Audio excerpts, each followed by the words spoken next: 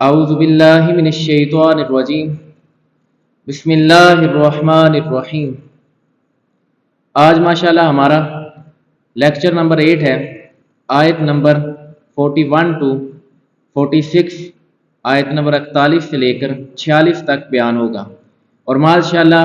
آج ہمارا پنجتن پاک کی نسبت کے ساتھ 5 رکوع سورۃ البقرہ کے مکمل ہو جائیں گے۔ جو آیات ہم نے آج شروع کرنی ہے اس کا سابقہ کے ساتھ تعلق ہے۔ سابقہ آیات کے اندر جو اللہ تبارک و تعالیٰ نے ارشاد فرمایا کہ ہم نے احسان کیا بنی اسرائیل والوں پر، وہ احسان متعدد ہیں کہ فرعون سے نجات دی، کبھی آسمان کو سائبان بنایا، کبھی ان کے لیے دریا میں رستہ بنایا فرعون سے نجات کے لیے، متعدد فضیلتیں دیں، لیکن ساتھ ہی ساتھ جو سب سے بڑا احسان کیا وہ اللہ تبارک و تعالیٰ نے فرمایا کہ اے یہودیوں، اے بنی اسرائیل، ہم نے تمہیں رسول اللہ صلی اللہ علیہ وآلہ وسلم کا زمانہ دکھایا، اس سے بڑھ کے تمہارے لیے اور کوئی اعزاز نہیں ہو سکتا تھا۔ تو اس کے بعد فرمایا کہ تم اگر میرے نبی پر ایمان لے آؤ گے تو گویا تم نے اپنا وعدہ پورا کر دیا، تو پھر میں اپنا وعدہ اس طرح پورا کروں گا کہ تم لوگوں کو جنت کے اندر داخل کروں گا۔ تو لہٰذا سابقہ آیات کے اندر یہ بیان ہوا تھا، اور جو آج آیت ہے وہ اللہ تبارک و تعالیٰ نے ارشاد فرمایا وَآمِنُوا بِمَا أَنزَلْتُ مُصَدِّقًا لِمَا مَعَكُمْ وَلَا تَكُونُوا أَوَّلَ كَافِرٍ بِهِ وَلَا تَشْتَرُوا بِآيَاتِي ثَمَنًا قَلِيلًا وَإِيَّايَ فَاتَّقُونِ۔ اللہ نے فرمایا اور ایمان لاؤ اس کتاب پر جو میں نے اتاری ہے، وہ تمہارے پاس موجود کتاب کی تصدیق کرنے والی ہے، اور سب سے پہلے اس کا انکار کرنے والے نہ بنو، اور میری آیتوں کے بدلے تھوڑی قیمت نہ وصول کرو، اور مجھ ہی سے ڈرو۔ اللہ تبارک و تعالیٰ نے پہلے ان کو احسانات یاد دلائے کہ تاکہ تم راہ راست پر آ جاؤ، پھر اس کے بعد اللہ تبارک و تعالیٰ نے ارشاد فرمایا کہ میں نے حضور علیہ السلام پر وہ کتاب نازل کی ہے، وہ اعلیٰ شانوں والی کتاب جس کے آگے ہر کتاب عجز و انکسار ہے، وہ معتبر کتاب عطا فرمائی ہے۔ وہ ایک ایسی کتاب ہے جو اللہ تبارک و تعالیٰ نے عطا کی اپنے پیارے حبیب صلی اللہ علیہ وآلہ وسلم کو، اور اسی کتاب کے اندر ہم نے تورات کی تصدیق بھی کی ہے، اسی کتاب کے اندر ہم نے زبور کی بھی تصدیق کی ہے، ہم نے انجیل کی بھی تصدیق کی ہے۔ یہ ایک واحد پیورٹی ہے ہمارے لیے کہ جس کے اندر تمام کتابوں کی ترجیح ہے، تو لہٰذا اس وجہ سے اس کتاب کو اللہ تبارک و تعالیٰ نے سب سے اعلیٰ اور شانوں والی کتاب کہا کہ تم اس کی تصدیق کرو جس میں تمہاری سابقہ کتابوں کی تصدیق ہے، اور فرمایا کہ سب سے پہلے انکار کرنے والے نہ بنو، یعنی کہ تم یہ والا معاملہ نہ کرو کہ آگے بڑھ کے سب سے پہلے انکاری تم بن جاؤ، حالانکہ تم رسول اللہ صلی اللہ علیہ وآلہ وسلم کو تو سب سے زیادہ بہتر جاننے والے ہو، بلکہ یہ تو اس طرح کے تھے جن کے بارے میں آتا ہے، جو آگے بھی آیات آئیں گی، کہ وہ اس طرح کیا کرتے تھے کہ جب ان کے پاس کوئی مسلمان رشتہ دار جاتا یہودیوں کے پاس، تو کہتے کہ یار ہم لوگ ایمان لے کے آئے ہیں، تو کیا یہ مذہب ٹھیک ہے، یعنی اسلام؟ تو یہودیوں کے جو بڑے بڑے علماء تھے وہ ڈنکے کی چوٹ پہ اپنے رشتہ دار جو مسلمان تھے ان کو کہتے تھے کہ یار جس مذہب پہ تم ہو نا اسی مذہب پہ رہنا، لیکن ہم لوگ نہیں ٹھیک آئیں گے، ہم لوگ باز نہیں آئیں گے۔ کیوں؟ حسد کی بنیاد پہ، بغض کی بنیاد پہ۔ لیکن باقیوں کو مشورہ یہ دیا کرتے تھے کہ تم لوگ جس مذہب کے اندر ہو، اسلام کے اندر سب سے معتبر اور سب سے اعلیٰ مذہب وہی ہے۔ اس کے بعد اللہ تبارک و تعالیٰ نے ارشاد فرمایا میری جو قرآن کی آیات ہیں، یہ جو قرآن مجید کی یا وہ تورات کے اندر پہلے آیتیں تھیں، ان کو تم تھوڑی قیمت کے بدلے نہ بیچو۔ یہ کیا کیا کرتے تھے کہ جہاں پہ اعلیٰ قسم کی روایت آتی تھی کہ جس طرح کے یہودیوں کے بارے میں آتا ہے کہ یہ زنا کے حکم کو بدل دیا کرتے تھے۔ مثال کے طور پہ کوئی امیر شخص پاس آتا تو کہتے یار اس کا حکم نا ہلکا ہی ہے، کوئی اتنا تیز نہیں ہے، بلکہ پورا کا پورا جو الفاظ تھے تورات کے اندر اس کو بدل ہی ڈالتے، اپنے سے بیان کرتے تاکہ تھوڑی رقم مل جائے، تھوڑے پیسے مل جائیں۔ اور اس کے بعد کیا کرتے ہیں، بڑے بڑے علماء کی بات ہو رہی ہے جو یہودیوں کے تھے، اور اس کے بعد اللہ تبارک و تعالیٰ نے فرمایا یہ والا کام نہ کرو، تھوڑے پیسوں کے بدلے نہ بیچو آیتوں کو، اور وَإِيَّايَ فَاتَّقُونِ، مجھ ہی سے ڈرو۔ کسی پیسے والے کے پیسوں کی طرف دیکھ کے اس کے روب کی وجہ سے اپنے موقف نہ بدل لو، نہ ڈرا کرو کسی شہرت یافتہ بندے کے ساتھ مالدار کی طرف دیکھ کے ڈرنے کی ضرورت نہیں ہے، ڈرنا ہے تو صرف اور صرف ایک ہی ہستی ہے، وہ اللہ تبارک و تعالیٰ کی ہستی ہے۔ اور فرمایا اللہ نے اگلی آیت کے اندر فرمایا کہ وَلَا تَلْبِسُوا الْحَقَّ بِالْبَاطِلِ وَتَكْتُمُوا الْحَقَّ وَأَنْتُمْ تَعْلَمُونَ، فرمایا اور حق کو باطل کے ساتھ نہ ملاؤ اور جان بوجھ کر حق نہ چھپاؤ۔ علماء جو یہود تھے ان کے اندر یہ عادت تھی کہ وہ نبی علیہ السلام کی اگر آیتیں آتی بھی شان کے اندر سامنے، کیونکہ اب آتی تھی تو رات کے اندر نبی علیہ السلام کا تذکرہ ملتا ہے، انجیل کھولے اس کے اندر نبی علیہ السلام کی باقاعدہ روایتیں موجود ہیں، لیکن جب آیتیں آتی نا تو جب ان کے لوگ پوچھتے کہ کیا نبی علیہ السلام واقعی میں سچے نبی ہیں، کیا واقعی میں حقیقی ہیں، تو وہ آگے سے نا بیچ میں چند چیزیں ایڈ کر کے اپنے سے، یعنی حق پورا واضح ہے کتاب کے اندر لیکن اس کے اندر باطل کو ملا کے اپنی عوام کے سامنے پیش کرتے تھے۔ تو یہ والے کام کے بارے میں اللہ تبارک و تعالیٰ نے کہا کہ اس طرح کا کام نہ کرو، حق کیا ہے تو حق کو واضح طور پہ بیان کرو، تمہارا حق کیا ہے حق کو بیان کرنا، لیکن اگر تم لوگ غلط بیان کرو گے تو پھر بے فکر ہو جاؤ، اللہ تبارک و تعالیٰ کا عذاب بھی تمہارے لیے تیار ہے، تو تم لوگ اس طرح کے کام نہ کرو۔ اللہ تبارک و تعالیٰ نے باقاعدہ تنبیہ کی، روکا کہ یہ والا کام نہ کرو۔ اور اس کے بعد اللہ تبارک و تعالیٰ نے ارشاد فرمایا وَأَقِیمُوا الصَّلَاةَ وَآتُوا الزَّکَاةَ وَارْکَعُوا مَعَ الرَّاکِعِینَ، فرمایا نماز قائم رکھو اور زکوٰۃ ادا کرو اور رکوع کرنے والوں کے ساتھ رکوع کرو۔ اب اس آیات کے اندر، اس آیت کی باقاعدہ تفسیر کے اندر وہ یہ حکم دیا جا رہا ہے یہودیوں کو کہ سب سے پہلے ان کو ایمان کا حکم دیا کہ وَآمِنُوا بِمَا أَنزَلْتُ مُصَدِّقًا لِمَا مَعَكُمْ، کہ تم اللہ کی کتاب پر ایمان رکھو جو پہلے ہیں ان پر بھی۔ اس کے بعد اللہ تبارک و تعالیٰ نے ان کو کہا کہ حق اور باطل کو آپس میں نہ جوڑو، یعنی کہ بالکل ایک سیدھے رستے کا حکم دیا کہ اس رستے پر چلو گے تو یہ ٹھیک ہے، اگر حق اور باطل کو آپس میں ملاؤ گے تو یہ غلط ہے۔ اچھا، اب جب واپس میں وہ دو چیزیں ہوگی، ایمان کی تربیت بھی اللہ تبارک و تعالیٰ نے کر دی یہودیوں کے لیے، ساتھ میں ان کو کہا کہ جب ایمان آ جائے پھر اس کے بعد حق اور باطل کو آپس میں ملا کے بیان نہ کرو۔ اب تیسری بات وہ اللہ تبارک و تعالیٰ نے کہا کہ وَأَقِیمُوا الصَّلَاةَ، نماز قائم کرو، کہ جب ایمان بھی لے آئے اور حق و باطل کے اندر فرق واضح کر دیا، اس کے بعد پھر مسلمانوں کی طرح 5 وقت کے پکے نمازی بن جاؤ، پھر وہ زکوٰۃ ادا کرو جس کا رسول اللہ صلی اللہ علیہ وآلہ وسلم حکم دیتے ہیں، جس کا قرآن کے اندر حکم ہے، اور پھر رکوع کرنے والوں کے ساتھ رکوع کرو، یعنی با جماعت نماز پڑھو، جس کے بارے میں بخاری شریف کے اندر بھی حدیث ہے، نبی علیہ السلام نے ارشاد فرمایا کہ با جماعت نماز پڑھنا 27 گنا زیادہ اجر ہے، اکیلے بھی نماز ہو جاتی ہے لیکن 27 گنا اجر وہ با جماعت نماز کے اندر ہے۔ اور اسی کے ساتھ ساتھ اللہ تبارک و تعالیٰ کے پیارے حبیب صلی اللہ علیہ وآلہ وسلم نے ارشاد فرمایا کہ منافقین پر سب سے زیادہ بھاری نماز وہ عشاء اور فجر کی نماز ہے۔ یہ بڑا ہوتا ہے نا، ہمارے یہاں پہ بھی منافق عملی اب چونکہ پائے جاتے ہیں، تو اگر ان کا عشاء کی نماز ان کے لیے بھاری ہو رہی ہے، فجر کی نماز بھاری ہے، مشکل پڑ رہی ہے، تو وہ اپنے اعمال کا محاسبہ کریں، وہ سوچے کہ ہم کس عمل کے اندر پھر رہے ہیں، کہ یہ تو منافقوں سے عمل ہے، کہ منافقوں کے لیے فجر اور عشاء یہ اپنا کمزور نماز ان کو لگتی ہے، بڑی مشکل ہو جاتی ہے ان کے لیے پڑھنا، تو لہٰذا اس وجہ سے بلکہ اللہ تبارک و تعالیٰ کے پیارے حبیب صلی اللہ علیہ وآلہ وسلم نے فرمایا کہ اگر تمہیں پتہ چل جائے کہ اس نماز کے اندر برکت کیا ہے تو تم اپنے گھروں سے گھسٹتے ہوئے آؤ، اس انداز کے ساتھ تم آؤ۔ تو لہٰذا اس وجہ سے با جماعت نماز پڑھنے کے بارے میں پھر اللہ تبارک و تعالیٰ نے تلقین کی، چونکہ اس کا تذکرہ قرآن مجید کے اندر بار بار ہے۔ اور اس کے بعد اللہ تبارک و تعالیٰ نے ارشاد فرمایا أَتَأْمُرُونَ النَّاسَ بِالْبِرِّ وَتَنْسَوْنَ أَنفُسَكُمْ وَأَنْتُمْ تَتْلُونَ الْكِتَابَ أَفَلَا تَعْقِلُونَ، فرمایا کیا تم لوگوں کو بھلائی کا حکم دیتے ہو اور اپنے آپ کو بھولتے ہو حالانکہ تم کتاب پڑھتے ہو، کیا تمہیں عقل نہیں؟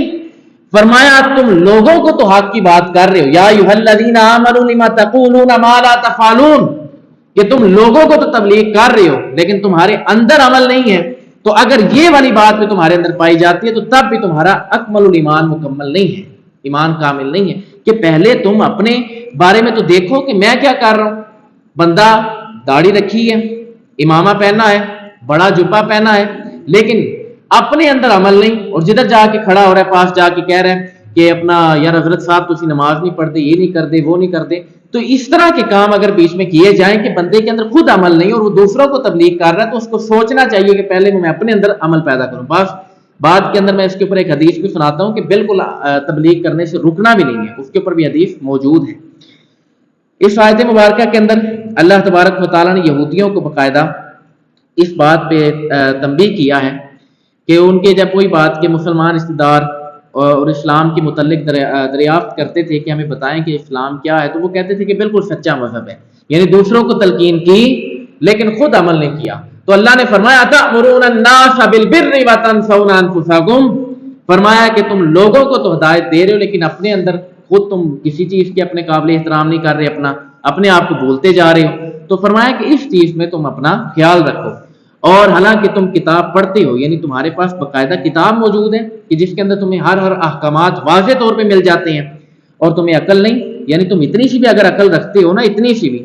تو بندہ پھر اپنا فائدہ سوچتا ہے کہ یار بندہ دوسروں کو تبلیغ کر رہا ہے لیکن خود عمل نہیں. تو اب ایک یہ پوائنٹ آف ویو ہو گیا، لیکن اب اس کے لیے ایک یہ بھی چیز لازمی ہے، اس چیز کو ہم نے بتانا لازمی ہے تاکہ وہ بھی چیز کلیئر ہو جائے. اب ایک شخص بتاتا تو ہے، یعنی عام شخصوں کے بارے میں بات ہو رہی ہے، علماء کو اس معاملے کے اندر تنبیہ ہونی چاہیے، وہ پہلے خود عمل کریں پھر اس کے بعد دعوت دیں، کیونکہ ان کا ایک منصب اونچا ہے، ان کا مقام اونچا ہے. اگر وہ بے عمل ہو کے پھر دعوت دیں گے تو پھر ان کے اوپر جچتا نہیں. ہاں لیکن آپ لوگوں کے لیے، عوام کے لیے، ان کے لیے یہ رائے ہے کہ نبی علیہ السلام کے صحابہ حضرت انس ابن مالک خادم رسول صلی اللہ علیہ وآلہ وسلم فرماتے ہیں کہ ہم نے عرض کی یا رسول اللہ صلی اللہ علیہ وآلہ وسلم، ہم اس وقت تک دوسروں کو نیک اعمال کرنے کی دعوت نہ دیں گے اور برے کام سے نہ روکیں گے جب تک ہم خود عمل نہ کر لیں. تو رسول کریم نے پتہ کیا فرمایا؟ اے انس ذرا رکو، ذرا ٹھہر جاؤ. تم اگر تمہارے اندر تھوڑے بہت عمل نہیں بھی پائے جاتے نا، تو اس کا مطلب یہ نہیں ہے کہ تم نے دعوت سے رک جانا ہے، تم نے دعوت دے کے رہنا ہے. پھر بھی یہ نبی علیہ السلام نے حکم ارشاد فرمایا کہ اگر بندے کے اندر کامل مطلب ایمان، بندہ مکمل طور پہ عمل نہیں کر رہا، تو اس صورت کے اندر بھی بندہ یہ والا معاملہ کرے گا، یعنی کہ نیکی کی دعوت، پھر بھی اس کو روکا نہیں جائے گا. اور اسی کے ساتھ ساتھ جو آیت مبارکہ بیان ہوئی اور اس کے اندر باقاعدہ 3 سے 4 آیات ہم نے بیان کی، اس کے بعد اللہ تبارک و تعالیٰ نے، اور یہ آیت مبارکہ وسیلے کے اوپر دلالت کرتی ہے، لیکن اب وسیلے متعدد طریقے کے ہیں. اس آیت مبارکہ سے جو وسیلہ ثابت ہوتا ہے اس کے اوپر ایک حدیث مبارکہ بھی سنائی جائے گی، اور بڑی لذیذ انداز طور پہ بڑی مزیدار حدیث ہے. وَاسْتَعِينُوا بِالصَّبْرِ وَالصَّلَاةِ وَإِنَّهَا لَكَبِيرَةٌ إِلَّا عَلَى الْخَاشِعِينَ، اور صبر اور نماز سے مدد حاصل کرو، اور بے شک نماز ضرور باری ہے مگر ان پر جو دل سے میری طرف جھکتے ہیں. یعنی نماز باری ہے لیکن ان لوگوں پر نہیں ہے جو دل سے اور اللہ کی رضا کے لیے یہاں پہ جھکنے آتے ہیں. اللہ کے گھر جو جھکنے آتے ہیں میری رضا کے لیے، ان کے لیے نماز باری نہیں ہے، وہ بالکل آسان دہ انداز سے پڑھیں گے. اب اس کے اوپر حدیث مبارکہ ہے صحیح بخاری شریف کے اندر، خرید و فروخت کا بیان ہے. حدیث کا نمبر ہے 2215. نبی علیہ السلام نے ارشاد فرمایا کہ 3 لوگ پچھلے دور کے اندر، اب یہ بتانے کا مقصد یہ ہے کہ اعمال کا وسیلہ ہم کیا اللہ کی بارگاہ کے اندر پیش کر سکتے ہیں. آیت سے ثابت ہو گیا، اب اس کے اوپر ایک حدیث ثابت ہوگی اور وہ حدیث بخاری ہے. نبی علیہ السلام نے ارشاد فرمایا کہ حدیث نمبر 2215 ہے، فرماتے ہیں پچھلے دور کے اندر 3 لوگ گھر سے باہر نکلے. اب باہر جا رہے تھے، اچانک تیز بارش ہوئی، بارش ہونے کے ساتھ ہی ایک غار سامنے نظر آئی، اس غار کے اندر وہ چلے گئے. اس غار کے اندر داخل ہوئے تو اچانک اوپر سے ایک چٹان جو بالکل غار کے منہ کے آگے آ کے گر گئی. اب غار کا منہ بالکل بند، بالکل کپ اندھیرا ہو گیا، بالکل اندھیرا چھا گیا ہے، سکون وہاں پہ مل گیا ہے. اب وہاں پہ اب ان تینوں نے سوچا کہ ہم یار یہاں سے باہر نکلیں گے تو کس طرح نکلیں گے. تو ان کی جو آپس میں بات چیت ہوئی، نبی علیہ السلام ارشاد فرماتے ہیں ان تینوں نے آپس میں ڈیسائیڈ کیا کہ ہم اللہ کے ہاں اللہ کی رضا کے لیے جو ہم نے عمل کیا اس کو پیش کریں گے. اگر وہ اللہ کے ہاں معتبر ہوا، یعنی اپنے اعمال کا وسیلہ اللہ کے ہاں پیش کریں گے، اگر وہ اللہ کے ہاں معتبر ہوا تو اللہ تبارک و تعالی ہمیں اس مشکل سے نجات عطا فرمائے گا. نبی علیہ السلام نے ارشاد فرمایا، ایک شخص اٹھا، اس نے کہا کہ یا رب العالمین، تو بہترین جاننے والا ہے کہ میرے پاس چند بکریاں ہیں میں ان کو چرانے کے لیے لے جاتا ہوں، اور رات کو جب آتا ہوں چرا کے تو پھر واپس جب آتا ہوں تو میری یہ کوشش ہوتی ہے دودھ دو کے اپنے والدین کو سب سے پہلے اس بکریوں کا دودھ پیش کروں۔ تو فرماتا ہے وہ کہنے لگا کہ میں ایک دن لیٹ ہو گیا، رات کو آنے میں دیر ہو گئی، اور میرا یہ معمول تھا کہ میں اپنے بچوں کو بعد میں دودھ پلاتا تھا، والدین کو پہلے۔ یہاں سے والدین کی خدمت کے بارے میں بھی پتہ چلتا ہے۔ وہاں سے واپس آیا، دیر ہوگی، رات ہوگی زیادہ، جب واپس آیا تو والدین سو چکے تھے، دودھ دھویا میں نے، جب سامنے میں نے پیش کیا تو والدین سو چکے تھے، بچے بلک رہے تھے بھوک سے، لیکن اللہ تبارک و تعالیٰ تیری رضا کے لیے اور اپنے والدین کی خدمت کو مقدم رکھنے کے لیے، سامنے رکھنے کے لیے، میں نے وہاں پہ اپنے والدین کے لیے اپنے بچوں کو قربان کر دیا۔ رات ساری بچے بلکتے رہے بھوک سے، لیکن میں نے ان کو دودھ نہ دیا جب تک کہ میرے والدین نے وہ دودھ اپنے منہ سے نہ لگا لیا۔ میں صبح تک وہاں پہ کھڑا رہا، جب وہ صبح اٹھے انہوں نے دودھ پیا، پھر میں نے اپنے بچوں کو دیا۔ اگر یہ عمل تیرے ہاں معتبر ہے، اس کا وسیلہ تیرے آگے ہم ڈالتے ہیں، اگر یہ معتبر ہے تو اللہ تبارک و تعالیٰ ہمیں اس مشکل سے نجات عطا فرما۔ نبی علیہ السلام نے ارشاد فرمایا تھوڑا سا پتھر سرکہ تھوڑا دور ہوا تو ایک دوسرا شخص اٹھا، اس نے کہا یا رب العالمین تو جانتا ہے کہ میری ایک کزن تھی، مجھے اس سے بڑی محبت تھی اور میرا اس کے ساتھ جسمانی تعلق بنانے کا بڑا ذہن تھا، بڑا شوق تھا، تو میں نے اس کے ساتھ بات چیت کی تو اس نے کہا کہ 100 اشرفیاں اگر لے کر آئے گا تو پھر میں تیرے ساتھ یہ والا معاملہ کروں گی۔ تو وہ کہتا ہے میں نے وہ یا رب العالمین تو جانتا ہے کہ میں نے کتنی محنتیں کی، کہاں میں کھپا، کہاں میں نے مزدوری کی، کدھر میں نے ترلے ڈالے، وہ ترلے سارے ڈالنے کے بعد، محنت مشقت کرنے کے بعد جب 100 اشرفیاں اکٹھی ہوئی، وہ 100 اشرفیاں جب اکٹھی ہوئی تو میں نے جا کے اس عورت کے پاس پیش کی۔ جب قریب پہنچا تو عورت نے آگے سے کہا کہ کیا تجھے اللہ سے ڈر نہیں آتا؟ تو میں اسی وقت پیچھے ہو گیا اور یا رب العالمین تیری رضا کے لیے میں نے اس عمل کو چھوڑ دیا، اس گندگی والے عمل کو چھوڑ دیا۔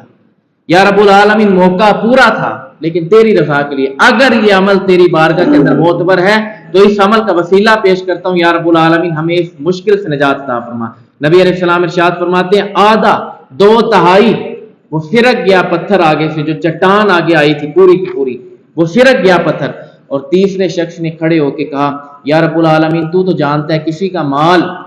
ہڑپنا کتنا آسان ہے، ہم دھوکہ تو دیتے ہیں نا، لیکن وہ تیسرا شخص اٹھ کے کہنے لگا کہ میری ایک شخص کے ساتھ بات چیت ہوئی تو ہم نے جو مزدوری طے کی، میں نے مزدوری کروائی اس سے، مزدوری جو طے ہوئی وہ یہ تھی جوار کے دانے، تو وہاں پہ وہ شخص اس وقت بات چیت ہوئی تو وہاں سے واپس چلا گیا، جوار کے دانے وہیں پہ رہ گئے، میں نے ان کو بیچنے کے بعد جب دوبارہ ہو گئے تو وہاں پہ زیادہ جوار اکٹھی ہوگی، میں نے اس کو بیچا، بیچنے کے بعد میں نے ایک بیل خریدی اور ساتھ ہی ساتھ میں نے ایک چرواہا خریدا،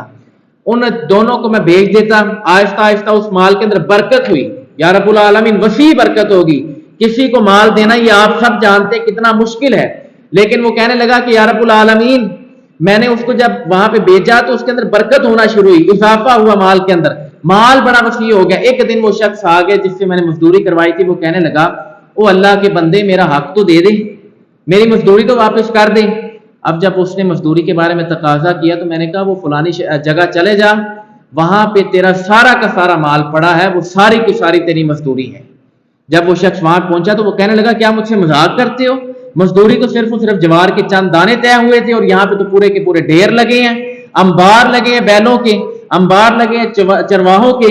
تو میری اتنی مزدوری کہاں سے بنتی ہے؟ کہا یہ سارا کا سارا تیرا حق ہے، میں نے تیرے تھوڑے سے مال کے اندر جب اضافہ کرنا چاہا، اس کو بزنس کی طرح استعمال کیا، کاروبار کی طرح، تو وہ بڑھ گیا، تو میں نے اس میں سے کچھ بھی نہیں رکھا، یہ سارا کا سارا تیرا حق ہے، اور میں نے اتنی بڑی قربانی دی اپنے نفس کی، تو یا رب العالمین اگر یہ عمل تیری بارگاہ کے اندر مقبول ہے تو اس کے سبب ہمیں اس مشکل سے نجات عطا فرما۔ نبی علیہ السلام فرماتے ہیں جب تینوں نے اپنے اعمال کے وسیلے اللہ کی بارگاہ کے اندر پیش کیے تو اللہ تبارک و تعالیٰ نے تینوں کو قبول و منظور فرما کے ان لوگوں کو، ان تینوں فردوں کو مشکل سے بالکل نجات عطا فرما دی۔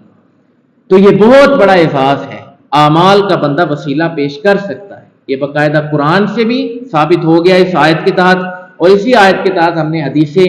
2215 صحیح بخاری کی بیان کی، اور اس سے ثابت ہو گیا کہ وسیلہ اعمال کا بالکل جائز ہے۔ اب اس کے اوپر کوئی اختلاف کرے گا تو وہ علمی طور پہ اختلاف کرے، اس کے علاوہ بندہ نہیں کر سکتا۔ اللہ تبارک و تعالیٰ نے آگے ارشاد فرمایا الذین یظنون انہم ملاقو ربہم وانہم الیہ راجعون، اور جنہیں یقین ہے کہ انہیں اپنے رب سے ملنا ہے اور انہیں اسی کی طرف لوٹ کر جانا ہے. یعنی کہ جو لوگ اللہ سے ڈرتے ہیں، جو لوگ اللہ کی طرف متوجہ ہونا چاہتے ہیں، ان کو مکمل طور پہ یقین ہے کہ اللہ تبارک و تعالیٰ سے ہم نے ملاقات کرنی ہے، تو پھر وہ اپنے اعمال درست کر لیا کرتے ہیں، اپنے اعمال کے اندر درستگی لے آتے ہیں، پھر وہ دو نمبریوں کے اندر نہیں پڑتے، پھر وہ دودھ کے اندر ملاوٹ نہیں کرتے، کاروبار کے اندر ملاوٹ نہیں کرتے، جھوٹ بول کے سودا نہیں بیچتے، ناپ تول کے اندر دو نمبری نہیں کرتے، پھر انصاف کے ساتھ وہ چلتے ہیں. تو لہٰذا اللہ تبارک و تعالیٰ نے فرمایا جن کو امید ہے، جو یقین رکھتے ہیں کہ ہم نے اللہ سے ملاقات کرنی ہے، تو واقعی میں انہوں نے ہماری طرف ہی لوٹ کے آنا ہے. تو لہٰذا اللہ تبارک و تعالیٰ کے یہ جتنی آیات ربانی ہیں، ان پر اللہ تبارک و تعالیٰ کی بارگاہ کے اندر دعا ہے کہ اللہ تبارک و تعالیٰ ہمیں اس پر عمل کرنے کی توفیق عطا فرمائے، اور اللہ تبارک و تعالیٰ ہمیں اس میں استقامت عطا فرمائے. وما علینا الا البلاغ المبین.